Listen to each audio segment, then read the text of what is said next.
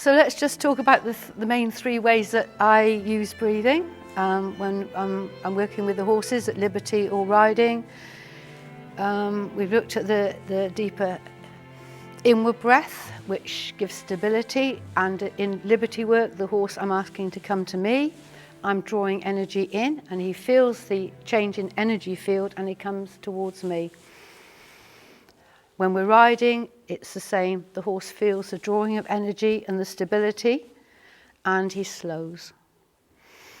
I use the outward breath, which is as the glass of water, you empty through the body and release. And it's like just put a hand in the small of my back, and you're breathing in.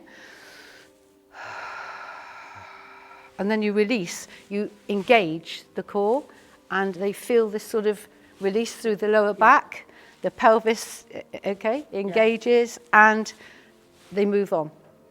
When you're teaching a horse this sort of aid, first of all, you use the breath once. If the horse doesn't listen, use your leg once. If the horse doesn't respond, I just tap my leg with the whip. Very soon, you know, horses, I don't know what your horses are like. They're sort of, do they not like a fly landing on them or a leaf fluttering down? I mean, horses are very sensitive. So they actually do prefer us to be sensitive as well. So they very quickly tune in, that lovely sensitive sort of flow of energy, and they will move away from this. Now, some students have been to me, and they say they use the outward breath for a downward transition. And there's nothing wrong with that. You can sort of breathe out, but not in the way that I use it, because I use the outward breath to energize. But if you just breathe out to relax, I use that in a different way, and I just call it a deep sigh. Just try now, just exhale. Exhale and just feel like a flow of energy taken down your whole body, right through your core and to ground. Now this deep sigh I use when the horse is connected with me, to give him a place of confidence, a place of security, where he can just stand and be with me. I use the deep sigh when I'm riding, perhaps we've been concentrating on something, and the stress is built up a little bit, and I just take a deep sigh on a loose rein, and the horse releases tension, and so do I. But of course, there's a lot of ways to breathe in between, and it's like waves in the sea. You use the breathing to facilitate the energy that you're wanting from the horse. And it isn't, you know, so many beats, so many breaths a minute. It's not mechanical. It starts to flow with the energy. It's an energy connection with the horse. Now, when I look at a rider sitting on a horse, I look at where the energy is directed.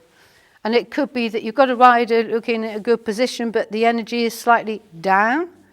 And sometimes you see riders trying to get a canter transition, and the energy, the upper body energy, is slumped or lower. To develop more collection, and also within the canter transition, we need as riders to collect ourselves. And this little exercise helps us, this transference of energy. You know, at the moment I've got the sort of upper body energy, upper body movement to walk forward, but not to actually take me up that step. I have to change. And there I engage with the core again, and I'm lifting through the upper body. And this sort of elevation, as we're asking the horse to collect, it's more collection for us. We're lightening through the shoulders, we're lightening through the upper body. We want the horse to mirror this. So we give them the space in which to do it. Does anyone just want to try that exercise to just get that feel? Okay.